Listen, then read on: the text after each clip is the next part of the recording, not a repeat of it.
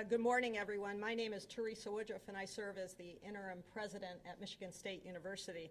And through the tragic week that we've all experienced, we've thanked many people who have been instrumental in the response and the recovery to Monday night's horrific events.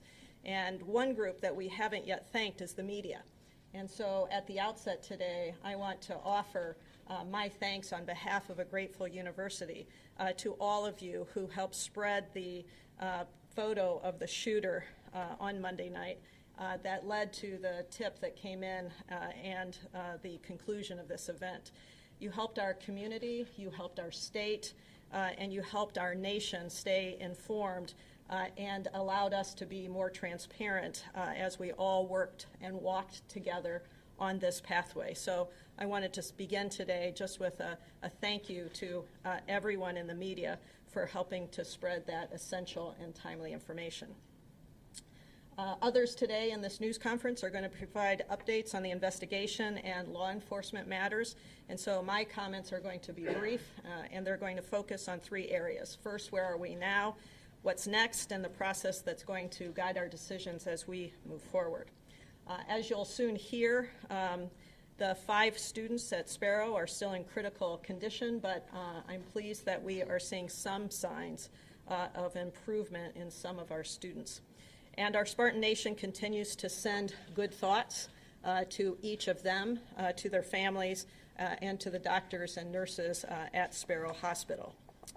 As I've said before, grief is a profoundly personal thing, and we know from trauma experts and from talking to colleagues at other universities who have experienced similar tragedies, everyone grieves differently, and the recovery process isn't linear.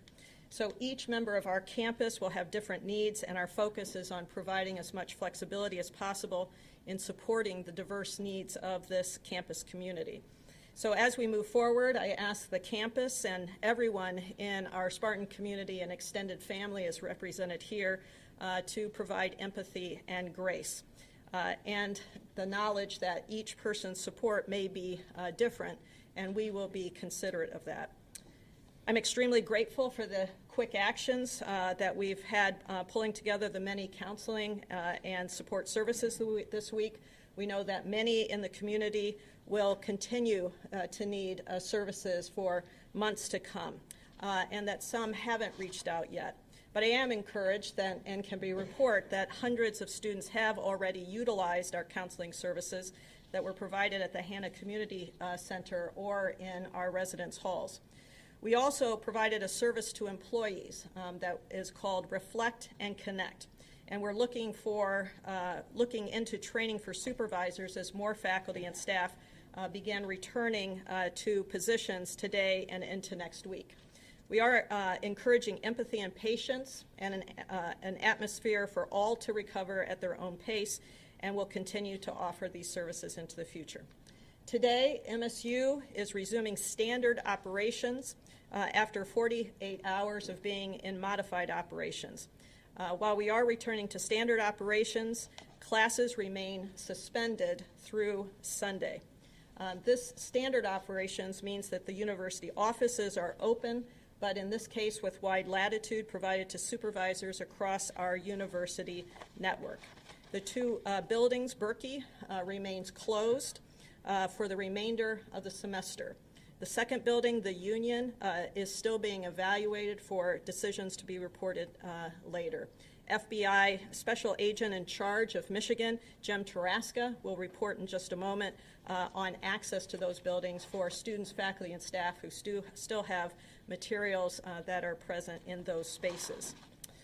Leaders across campus have been meeting with a variety of the groups that have been impacted, from our families of those that we have lost, as well as those who are bravely recovering at Sparrow. We've also been talking with our students, faculty, and staff who were in the class of the shooter in Berkey Hall and the employees who were in the Union on Monday night. We are listening and we are supporting at all levels.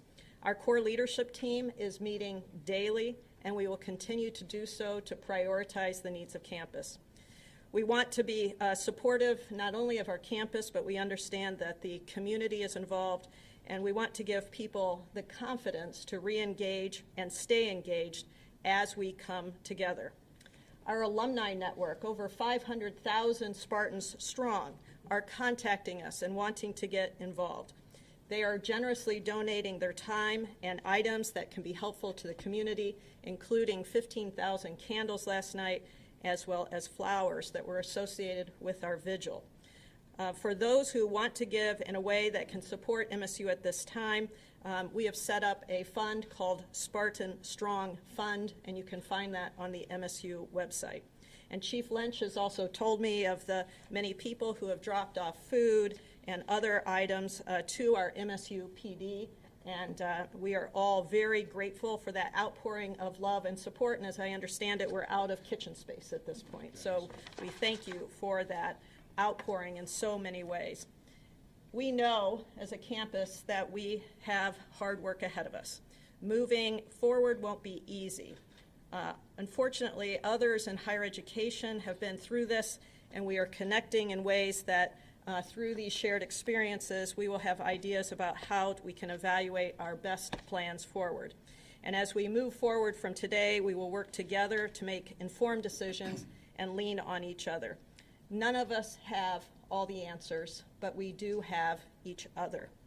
So at this point, I'd like to turn this briefing over to our Chief of Police and Adjunct Professor in our School of Criminal Justice, Marlon Lynch. Marlon? Thank you, President Woodruff. Good morning. I'd like to start with some thanks to outreach by our colleagues, our local partners, but also some well-established associations, the Michigan Association of Chiefs of Police, the International Chiefs of Police, the International Association of Campus Law Enforcement Administrators, and the Commission Agency on Law Enforcement Accreditation. We have all received your support, prayers, and thanks, and very well valued. So thank you for that. In addition to that, I decided to focus on some positive things that have been shared with me over the past couple of days with that. In helping us in our response to this critical incident, we had approximately 19 law enforcement agencies and 6 fire departments, numerous emergency medical services as well respond to that. We had off-duty police officers, not only from our police department, but from local and partnering agencies that responded, that came without a request to help during that particular situation. Not a surprise, though. What occurred on Monday night as far as our response is a collaborative effort and is the product of constant and continuous training together, relationships, and preparation for that. We also, unfortunately, had an opportunity to respond last week to Okemos High School with a very similar result. The difference is that was not confirmed and it was ruled to be false.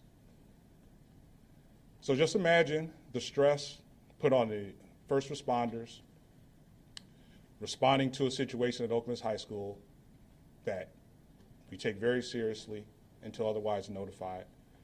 And then just a few days later, responding to this incident here.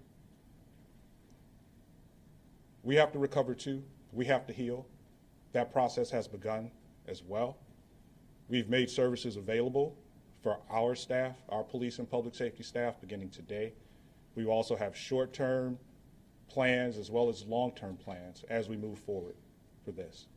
And we are definitely consulting those that have been through this process before for that particular reason. Learned a few amazing things. And again, not surprising, just knowing what has occurred and who's involved. Our students that were in Berkey Hall, in addition to being placed in situations that they probably have never been encountered with before, when their students and their friends and classmates needed assistance, they rendered aid. They took the time to render aid with that. The officers that responded and were in the buildings within minutes one of the first things they encountered were the victims. Those victims happened to be our students. And they stopped to render aid and immediately got emergency medical services on scene to remove them so that they could get the treatment and the care that they needed. Those are significant because they gave them a chance, those that had been wounded. And they're still fighting. But based on those being present at the time, stopping to actually render aid to them.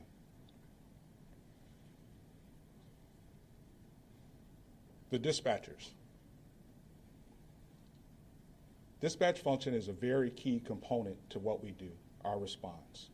And if any of you have heard any of the radio traffic that happened that night, it's amazing. They were calm, they prioritized, they communicated well, they did their job. They did their job extremely well, extremely well. My point in this is to say that it's not based on an individual. We all have roles. When it comes time to actually do what you've been trained to do, that happened. And there's a caring component as well. Some very selfless in stopping to assist when they could have easily have just run out of the building themselves. And there was nothing wrong with that at all. That's part of how they're actually trained. Our students, they have the opportunity to receive that training in run, hide, fight. And unfortunately, some of them during their high school years, middle school years, think about the generation that's here now, they've had to go through that. They've had to go through that. So I found that positive to be able to communicate that with that. Those are some stories that need to be discussed as well. And hopefully that is actually what takes place, which some has already done that, but I think we needed to take a moment to actually state that, the appreciation for that. So what we will hear now will be updates in addition to the Michigan State University Police and Public Safety representative that's here. We will also have Lansing Police Department, Michigan State Police, as well as the FBI come with updates. And again, we appreciate your presence here with that. Deputy Chief Rosman.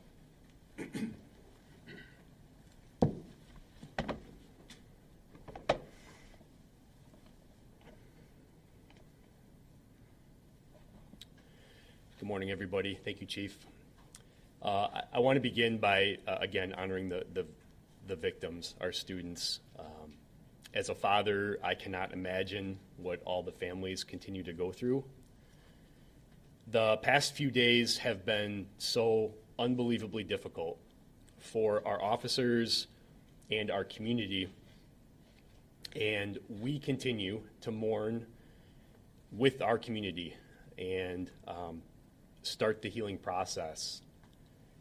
The vigil last night was unbelievable, the turnout. We want to thank our Michigan State Police partners for providing security at that event, so our MSU police officers could attend and be with our community and mourn together. And that event truly was unbelievable how many people came from all over the country for that event. I'm going to start with some brief updates, and then I'm going to hand it off to some of our law enforcement partners that are here today to offer additional details. We've received questions about the ages of the deceased students, and those are as follows. Ariel Anderson was 19 years old.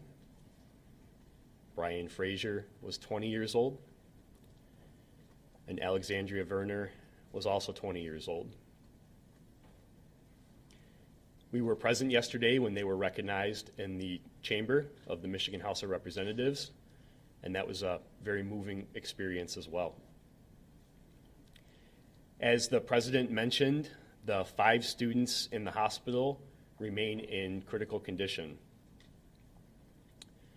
Out of respect for the families, we will not be releasing the names of the victims in the hospital.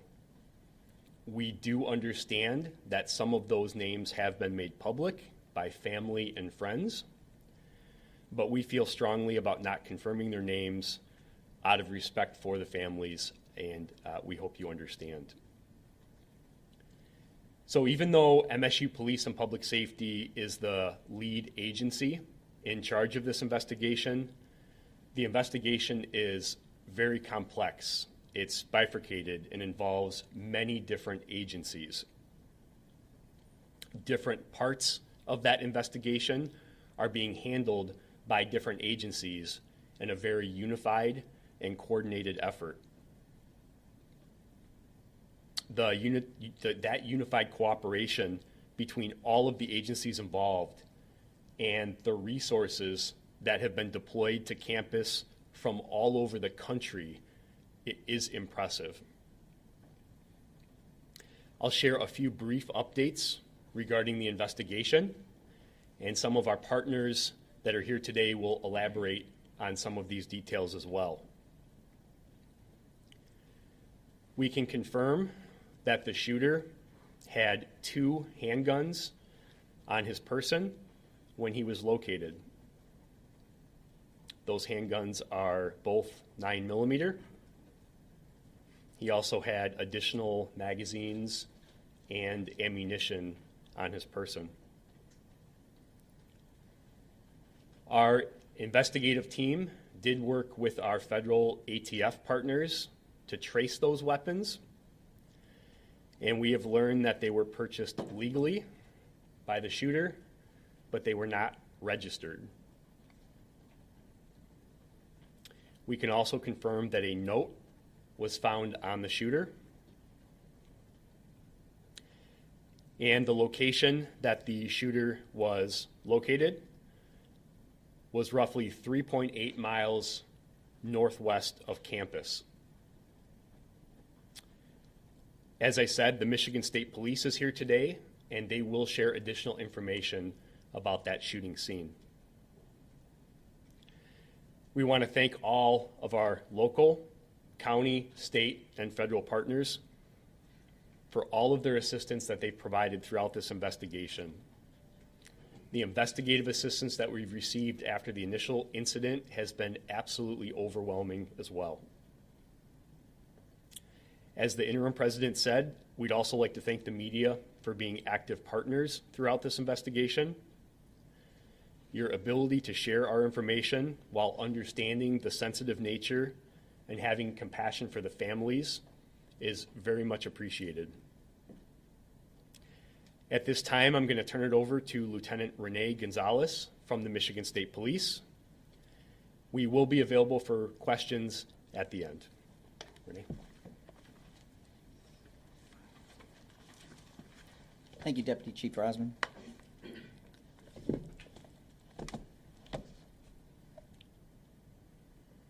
Information I'm going to give out is dealing with the contact that LPD,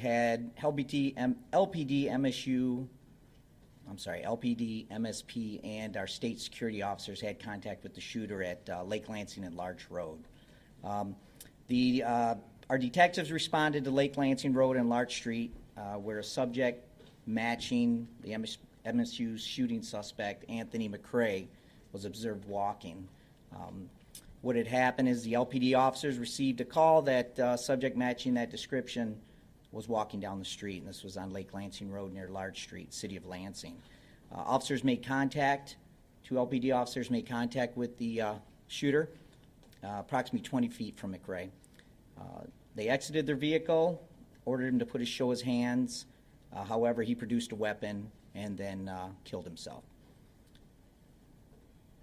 It does appear that from the body-worn camera that McCrae did not verbalize anything to the officers prior to him shooting himself or taking his own life. Once they had waited for 2 additional state security officers to arrive on scene, they walked up to the shooter who was laying on the ground, cleared the scene for their safety, and then started life-saving efforts on him. However, he was declared deceased at the scene. After that, 2 other state troopers also showed up on scene.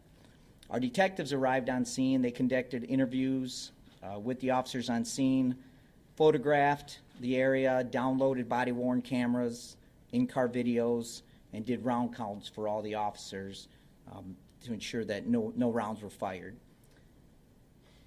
On scene again were 2 troopers, 2 Capitol Security officers, 2 Lansing Township PD officers, and also 2 LPD officers. Search was done after the scene was secure of McRae's residence with a search warrant that was authored by MSU PD along with LPD. At the residence, a cell phone was collected, journals of sorts, miscellaneous writings, and fired 9mm casings. McRae's father was also interviewed on scene by the MSP detectives at the Lansing Operations Building. Once the search of the residence was completed, detectives began a surveillance canvass to attempt to track the shooters once he cleared the MSU campus until they made contact with the LPD officers. They were able to track his journey from the MSU campus to where he was made contact. They are conducting additional surveillance canvasses to see if we can find anything else on where he might have been. Detectives are also assisting with downloading information from McRae's phone, following up on CATA, as 2 additional bus tickets were found in his possession. Found on McRae were 2 handguns, the one he shot himself with and another in his backpack that he was carrying. He also had a loaded magazine that was full to capacity in his left breast pocket. In the backpack, he had 8 loaded magazines of 9mm ammunition, along with a pencil-sized pouch containing 50 rounds of loose 9mm ammunition. He also had 2 empty magazines on his person as well.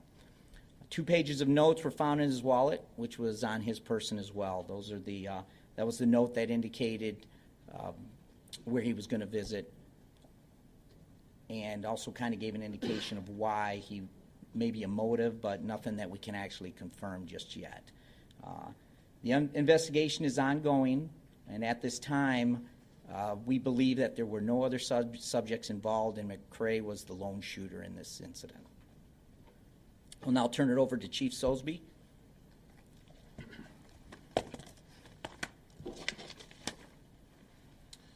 Thank you, Lieutenant. Good morning, everybody. My name is Ellery Sosby. I'm the Chief of Police in Lansing. I'm going to start by saying that the Lansing Police Department, through Mayor Shore's office, is assisting in this investigation as much as possible to make sure that we have complete closure in this incident. I want to start by giving my condolences to the family of the victims of this tragic incident. Being a father of a son who is recently accepted to this great university, I can't even imagine the pain that the families are feeling right now. I want to thank the officers who responded without pause to this critical incident. Many of those, as has been mentioned before, were off duty and dropped everything they were doing to come assist to make sure that there were no more losses of life and to prevent this tragedy from getting any larger. I want to thank the citizens who, along with the media's help, saw something and said something. Without them, we may not be in this position here today. I'd like to clear up just a few things, a few topics of misinformation that we have been asked about either the accused McRae or the address, the Lansing address on House Street in the city of Lansing. LPD has not responded to any welfare checks for Anthony McRae. There was a welfare check at the address on House Street on February 5th, but was not related to the accused. And LPD has not been called in any way to any shots fired at this address. The call history for the accused in this situation is very limited, but I will share this with you now to hopefully avoid any questions in the future. Starting back in 2005, McRae was contacted for a larceny complaint by the Lansing Police Department. 2006, a traffic violation. 2007, a traffic violation. 2007, again, another traffic violation. And in 2019, he was arrested by the Lansing Police Department for a CCW, which is a carrying a concealed weapon, which he was arrested for. And for that case, that weapon is still in Lansing Police Department custody.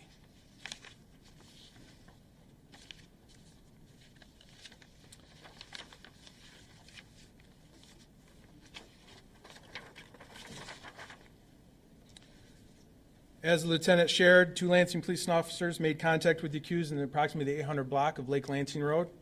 When the accused was contacted, he produced a handgun and ended his own life. I cannot commend the officers enough for their actions, and I'll be open for questions here at the end, but for now I'm going to turn it over to FBI Special Agent in Charge, James Haraska.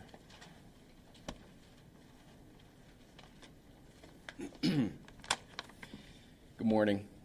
I will start off by thanking the press as well. Over the last few days, I've gotten to know quite a few of you as we just talk offline and actually socialize while this event continues. So to all you, thank you. You've been very supportive, and I appreciate that. So do our folks. So today at Berkey Hall, we'll continue meeting with students and staff to return their personal items that were left behind. So that process essentially will begin at 10, and the students can show up. They will meet with our victim specialists and agents, and not only will they be able to get their items back, they'll be able to meet with our victim specialists for mental health support, not just FBI, and we've flown victim specialists in from around the country. MSU has provided victim services as well. Victim specialists are there to meet with the students. The U.S. Attorney's Office, Western District of Michigan, is represented. HSI is also represented. So we have a great cadre of mental health professionals there to support the students. We did the same at Union yesterday. I would consider it a success in that the students did want to sit with our folks and talk. Along those lines, I want to thank the community, especially those who brought comfort dogs yesterday. It went a long way. It meant a lot to the students and our folks as well. The comfort dogs, they bring a lot. So thank you to everybody that took the time to do that. The property that will return to them, essentially, it's a pretty easy process. They'll identify what's theirs. We'll return it. For those students that don't want to be there, don't want to go in that building, that's fine. Just understand you don't have to do that. We will get your property to you. You can come, not go in the building, talk to our folks, and they'll get it to you. Or after today, everything that's left over, everything that remains that hasn't been collected, will be turned over to MSU Police Department so they can coordinate and facilitate getting those items back to you. Yesterday, about 80% of the students and staff's items were returned. We were left, I believe the number is about 18 students that did not pick up their things for certain reasons, whether they couldn't make it or just didn't want to. We have those items today at Berkey. So for those students that didn't make it yesterday, they can go to Berkey. And again, after today, they can reach out directly to MSU as we start to wrap up.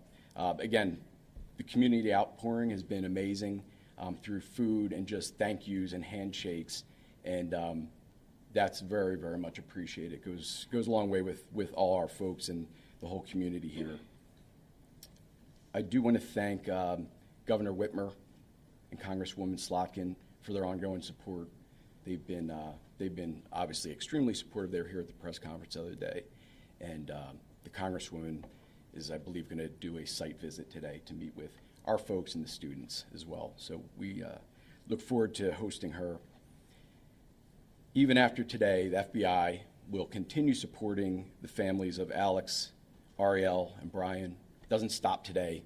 Those services we provide, the support we provide will continue. We've met with those families, and we've began to build a relationship with them. So we will be there for them, along with all our partners. They have our full support. For the students that remain in the hospital, same thing. They will have the full support of all of the FBI and all the partners here. I just want to mention a number for the United Way for additional mental health support for anybody listening that would like to utilize that, 211. If you dial 211, you can get support. So that's just another outlet. There's a lot of resources, so please, for everybody, the students, faculty, the community, there's plenty of resources to help you and help the community recover. So with that, Doctor, I'll turn it over to you. Thank you. Good morning. My name is Dr. Rima Vassar. I'm the chair at MSU for the Board of Trustees, and I come to you today as both the chair and a mother of a Spartan who was on campus the day that the shooter came and took so much from us, but also took our sense of safety. I have this dual role as I'm going through this with the Spartan community, and it's an identity that allows me to see a lot of empathy in people and a lot of grace, and I'm so grateful to the community who has been supportive in ways that we just couldn't imagine. That evening, my daughter called, and she joked and said this later today. She said, that's the first time you ever answered my call that fast. Generally, she calls for money, so she might not get me on the first ring, but I answered right away, and she said that's when I knew it was real. She sheltered in place in a bathroom for 3 hours waiting for this to end. And as I'm taking the updates from campus, I'm also fielding her calls, my family's calls, who are all trying to figure out, is she okay? Am I okay? Is everyone okay? I want to commend Chief Lynch. You have organized and coordinated services in ways that I didn't imagine. All these folks coming together to make sure that our Spartan community feels safe has been enlightening in so many ways, but also just reassuring. Even last night at the vigil, my daughter had not been on campus since Monday, but I convinced her to come. Immediately when I got on the stairs, she started to text me, "Ma, I don't feel safe. I want you to get down. There are people who are kneeling. I'm not sure what's happening." And so I texted her to get to the chief. You know him?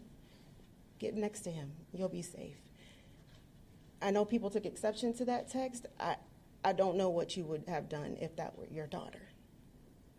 I want us to give the grace that's necessary. We all are going to be healing in different ways, in different paces. I'm one of those mothers who's like, tough it up, you know, you scraped your knee, you want peroxide or alcohol. Like, I'm one of those moms, right? But I'm giving my daughter, who is a kind, low-key, cool kid, a lot of grace. And I want that grace extended to all students, all staff, and all faculty. The board has gone to talk with Ariel's parents, Alexandria's parents, Brian's parents. Heart-wrenching discussions. Our hearts go out to them. We have offered all our services to them. We also went to Sparrow to meet with the families whose children are fighting for their lives right now today. And it was amazing how gracious they were. They're asking how we're doing.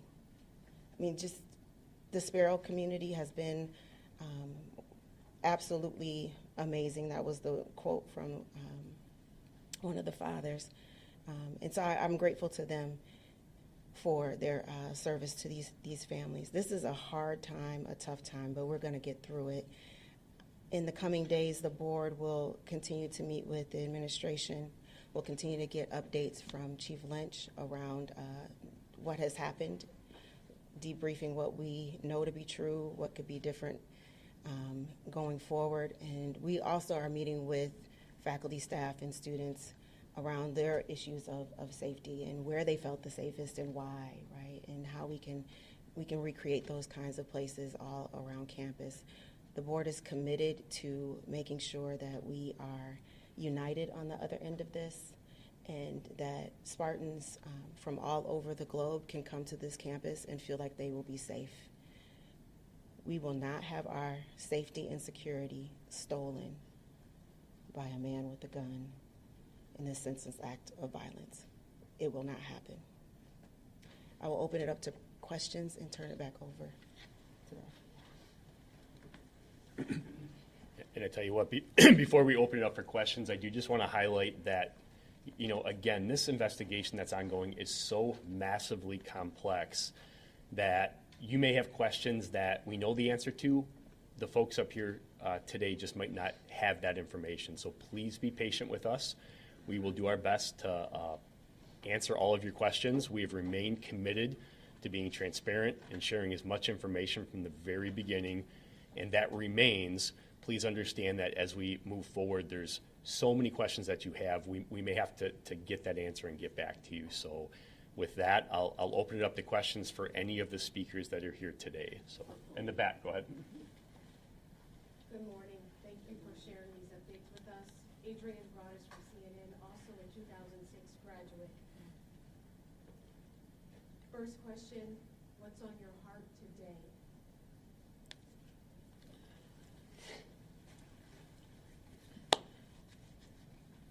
We are a resolute community. What's on my heart is what is my task that I accepted almost 2 years ago to return to my alma mater. And I questioned what attracts me besides my love for MSU. I know why I'm here today. I know why I'm here today. To help be a part of what we have in existence here as a community and what we have in our partnerships. These relationships are not new. These have been in place for years. And the amazing thing is that I'm an alum, Chris is an alum, Ellery is an alum, the sheriff's an alum, the chief in Meridian Township is an alum. We could go on and on with that. We are truly invested in what we have here. And we're going to keep it. But it opens discussions for how we proceed and how we create that environment. It's just not up to us. We're going to have discussions with our community. And this is a societal challenge as well. And real quickly, if you're able to share some of the businesses, for example, the church, the warehouse that was listed in this note, did he have ties to the places that were named in the note?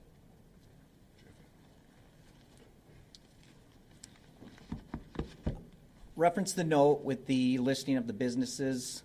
Through our investigation, we found that he had contact with some of those places.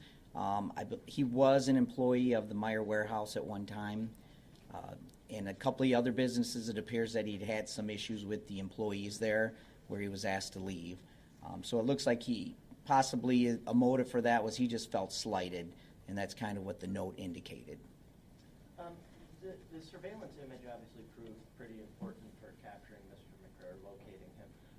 But why did it take 3 hours to get that out? Like, do you have real-time monitoring of cameras on campus? What was the process of actually going through that? Yeah, that's a good question. You know, we have thousands of cameras on this campus. We've worked recently to enhance that even further.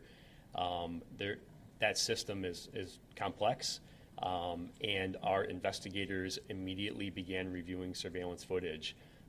It did take them a little bit of time to locate that due to the number and the volume of cameras that we have. And we didn't know what his path was at that point. We didn't know which door he exited. We didn't know which route he took. We didn't know where he went after he left those buildings. When our officers arrived on scene at both of those locations, he had already left the building. We didn't know by which direction, which door, and so we immediately began reviewing surveillance footage. As soon as we located that image, we immediately pushed it out on social media. My understanding is that the caller actually saw it on one of the news stations, and so we've already said this, but we can't thank our partners enough for amplifying that. And then 17 minutes later, we received the phone call through our dispatch center that he was seen. So while I know the timing, people may question the timing, this was an ongoing complex incident. And it took a little bit of time to find that image, but we worked valiantly, and I commend our investigators that set their rifles down and turned around and started looking at video on the computer to locate those images. Do you have real-time capability right now, though? Yeah, I'll let the chief. So that's part of our overall strategic plan is we are currently in a process of centralizing all security systems that will accompany or will come with real-time monitoring, which is what you're speaking of, is when an example would be in a situation like that, the location would be identified, the operator would know that that particular location has X number of cameras and begin automatically pulling the cameras up to help with the overall response for that. That's something that's in development. That was an initiative that we announced in the fall with that, and that's currently underway with that. I want to go back to the state police on the letter we made. A couple things. Just want to make sure I understand it correctly. Can you confirm that the letter said, "Hi, my name is Anthony McRae," and later said, "I will be shooting up MSU"? Can you confirm that? That I can't confirm. I have only gotten some information from the letter. I have not read the letter, so I'm not sure exactly what that says. So I can't confirm nor deny that that was on there. So businesses were threatened, a church was threatened, and then a school district in New Jersey as well, correct? That's true. And you mentioned the connections potentially between the businesses, and can you say anything about a connection to the church and also what the connection to the school district in New Jersey was? I know there's talk about it having been part of that community, but specifically the school district? The school district can't comment on why he was threatening that specific school district. We just know that he did have some connections to New Jersey, but that was years ago. So I'm not sure why he was bringing that up so late in the game. And the church? The church, I have no information on that as well. Okay, and then he also in this letter, correct me if I'm wrong, claimed to be the leader of a group of 20 killers, is that right? That's true, yes. Can you give us a sense of how you were able to invalidate that claim if you have found that to be unsubstantiated? Because obviously once the suspect's body was found, an all clear was given on the campus. So can you just give us an idea of how that was found to be unsubstantiated? Yes, through our interviews with the shooter's father, we brought that up to him, and he had mentioned that his son does not have any friends. He pretty much sat in his room most of the time. He ate, went to the bathroom in there. So he pretty much never left his room, and his father didn't believe that he had any friends, let alone 20 of them that would help him put this out. So we kind of determined that he was the lone shooter in this. And is all of that done before the all clear was given on campus? Yes. Yeah. Well, actually, yes. That's something I would have to let Deputy Chief Rosman answer to as far as when the all clear was given, but just what we did with our investigation on our end. So then just to follow up on that, obviously a lot of students, a lot of families are going to be learning about these revelations. What can you tell us about the timeline of getting those claims, disproving them, and where alerting families when that it was all clear? Sure. And I would point out that it's easy to, in hindsight, look at this was happening very rapidly. What I will say is at the time that information was received, that the note was found in his pocket, we had already established not only a unified command post in the field, but we had activated our emergency operations center, and information was being shared live time between the unified command post, our emergency operations center, operating under our incident command system. And so that's the reason that we were able to get information so quick from the scene where the shooter was found, the note in his pocket, and relay that information live time to the people like myself that were making decisions on what information was accurate to communicate with the public. And, at the time, we had to make a decision whether we believed that the statement about there being 20 people involved was credible based on the information that we had at the time, and I stand by that, and we continue to stand by that. We do not believe that to be accurate, and that's why we did what we did. So thank you for the question. I'm going to go somewhere to somebody else. I just want to clarify on the timeline on this. The tweet, so I just want to make, because your department put out a tweet at 12:28 a.m. saying there is no longer a threat to campus. So at that time, when that tweet is put out, your department has already been made aware of the claim of 20 other shooters and has already disproved it or looked into that. We had already received information from the scene, very detailed information from the scene, and we processed that information and made that decision. Yes, that's the answer. Yep. Hold on. In the back, right there. News 10. Quick question for Chief Sosebee and then the President. Chief Sosebee, will you be releasing the body camera video from the Larch and Cedar Street, like have with previous investigations that are going on? When we are involved in a situation like this, our policy and procedure is to release the video. However, this investigation is being conducted by the Michigan State Police and Campus Police, so we'll leave that determination up to them as to when that body camera.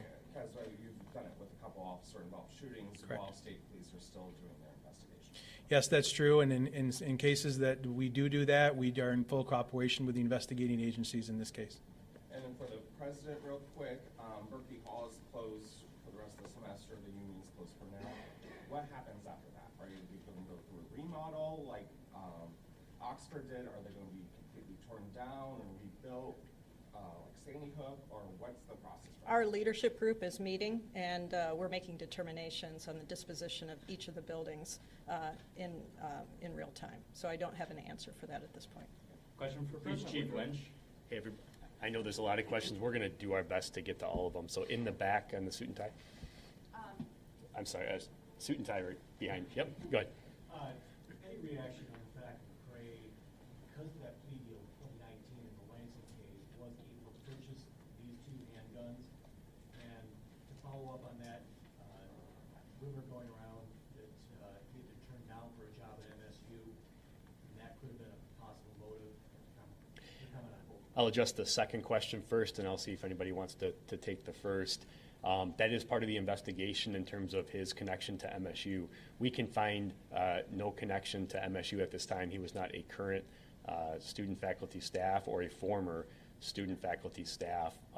We are aware of that claim as well. We are investigating it, and I don't have an answer for you right now, but it will be reviewed as part of our investigation.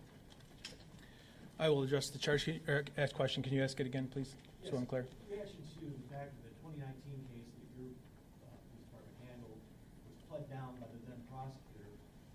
The way it was pled down allowed him to buy these two handguns that were around him on early Tuesday morning, Monday night, Tuesday morning. Yes, my understanding is that in that case, a motion was made by the defense, and then before that motion was pushed through to a decision that the then prosecutor of the Ingham County chose to drop that charge and negotiate down to a lesser crime, which gave him no jail time, no felony charge to prohibit him from buying additional weapons in the future, and a year of probation. But that prosecutor is no longer in the Ingham County. Can you confirm this? Should that have been allowed? Pardon me? Should the prosecutor had some more hindsight to, obviously the plea deals are happening all the time. We would all hope that a prosecutor would uphold the law as it's written. There's always room for some type of discrepancy or discretion. However, that one will be under scrutinized for a long time, I'm sure. Do we know that he bought the gun? I thought you guys just said purchased legally. Can you confirm that? He did purchase the gun legally. He was allowed to purchase the gun. There was nothing in place to prohibit him from purchasing a firearm. Right here, go ahead. When New Jersey Police put out the statement about the school closures, they indicated that Mr. McRae had a history of mental health issues. Are you guys looking into that? What have you discovered so far in relation to that? I think that's something that obviously we're going to look at. Obviously, in hindsight, judging what mental illness somebody has is very difficult without some type of formal diagnosis. Obviously, in this case, there appears to be indications that may be the case. It's going to be difficult to confirm that, but I think that's a question that we have as well is if he did have any mental illness and did it play into this particular incident, and we'll be looking at that comprehensively as part of our investigation. Right here. Can you share possibly how close you are to his motive? Anything about his motive that you can share with us? Yeah, again, like Lieutenant Gonzalez said, that's a difficult question, and we've said that from the beginning. It appears based on the content of the note that he felt that he was slighted in some way by people or businesses. Did a mental health issue amplify that, or was it a component of that? We're not sure at this point. I just want to assure everybody that that's the question on all of our minds, and we're working our best to try to determine that as best as possible. And we've committed to sharing accurate information, and I don't have an accurate answer for you right now other than to say that we continue to look at that and attempt to determine the actual motive. And was he a member of the church? I don't have that information. So, right here. Yeah, for Chief Lynch. Police reported a lot of misinformation and false reports coming in Monday night. Some of that information was broadcast on the scanner, which we know a lot of students were listening to in real time. Do you think that contributed to the panic on campus? Most definitely. Misinformation is, it's self-defined by how it's stated, right? And if that's what's going on, what else do you have to believe if you're actively listening to a scanner? And that's why we were communicating in the manner that we were. Please utilize us as your source for information with that. So related to that, there was a couple points that police put out reports that turned out to be false. So of a shooting at IM East, or of someone actively shooting as late as 11:30 p.m. Did those false reports you were getting make your job more difficult? And how did you determine what to put out on Twitter or send out an alert? So those were reports received through dispatch that is then coming to us. The way that the coordinated operation, how we set up, is that there were teams assigned to buildings, and then we had response teams that were set up to respond to calls. We operate on trying to verify and go from there. And so when we receive calls like that, if that's what you hear on the scanner and that's how we're being dispatched, we're sending officers to that location. Those officers get there, they get to IMEs, no signs of shooting, not hearing anything. That's the response. But so how is it decided to put something out on Twitter or make an alert? Well, we know that there is a scanner that people may be accessing it. And so when we have the opportunity to verify or to confirm that it's not true, then we do that. That's part of the overall decision-making process with that. What is the value of doing that at that particular time? And so putting out 11:30 that there was still someone actively shooting was what that alert said. Could you talk about the decision-making for that one? It would have been based on what information that was used at that time to have that decision with that. It's all real time. It's very nimble with that, and that's why we should be the source of information. The professor who led the classroom where the shooting started in Berkey Hall said that there was no way that he knew to lock the classroom from the inside. Is that the case in classrooms across campus? And is that best practice to not have a locking mechanism? Most K-12 schools, for instance, in these instances, have a mechanism for teachers to lock the classroom doors. Well, I'm not familiar with the statistical information for K-12, but would be the fact is that we have 400 buildings as opposed to maybe 1 or 6 with that. And so the sizes are definitely going to vary with that. Our practice currently is to not outfit each and every classroom with mechanisms like that. There are a couple of reasons why or why not to. That's in a discussion in itself on the advantages, the pros and cons with that. However, those components, these coming days and discussions we're going to have with our community is we'll lead the discussions, but we'll present options. And as a community, we'll decide on how we proceed with different physical security, police officer presence, potentially security officer presence, additional security systems. All of those will become part of it with that.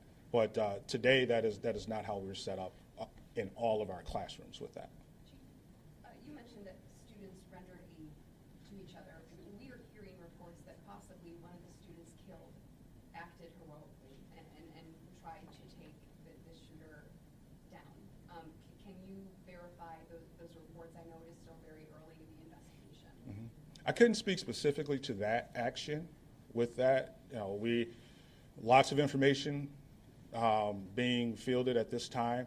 What I shared at the beginning of this press conference was what was shared directly with me by individuals involved with that. I wouldn't be surprised if that were the case, but at this time I just couldn't confirm that actually took place. And then a very quick follow-up. I know that you mentioned you are not going to be identifying the 5 students who are still in the hospital. Are you able to confirm that 2 of them are exchange students from China? Is that something that you can speak to? No, not at this particular time with that.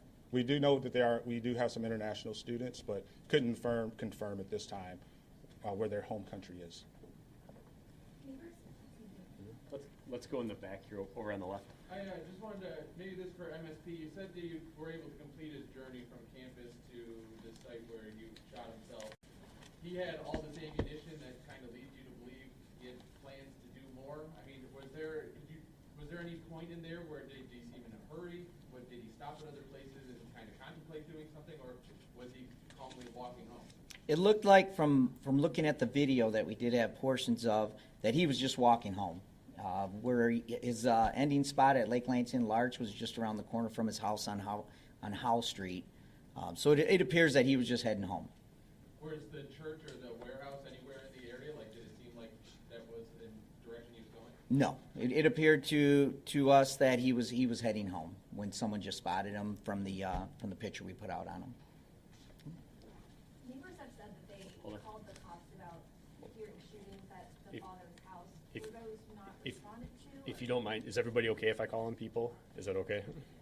I appreciate it. I'm just trying to keep things a tad bit orderly. It's okay. I'll come back to you, though. Right here, the ma'am in the black vest. I have a question for the president. What do you have to say to students and future students who say that this shooting, the university is tarnished by this shooting? I believe we are a strong community, and we will not allow a single individual to take our university from us. And we heard that loud and clear from many of our students. We are still processing, but this is our home. This is our university. Brown jacket right. Were the two handguns purchased after the arrest in 2019, and do you know, or can you clarify where they're purchased? I don't know if we have that information. I don't think we're prepared with that information right now. We may be able to share that in the future. We just don't have it right now. So, in the back, go ahead. Yeah. Okay, sorry about that. Yeah, just multiple neighbors have said that they did call the police about issues of hearing gunshots at the father's house. Were those not responded to, or the neighbors not accurate on that?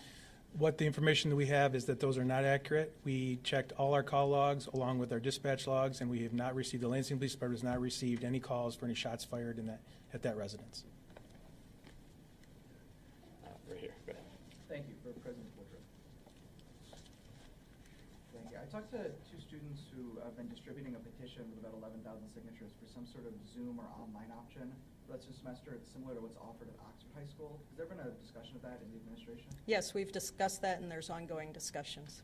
Do you see that as a possibility for students? We're considering all options for the manner in which we continue the continuity of education, research, and outreach on this campus. Has there been talk of differentiating for students with classes in the Union and Berkey, or who are in those classes, options different for them for the rest of the student body, or would whatever solution sort of be applied to it? Yes, we've been talking about places and spaces and where education will continue.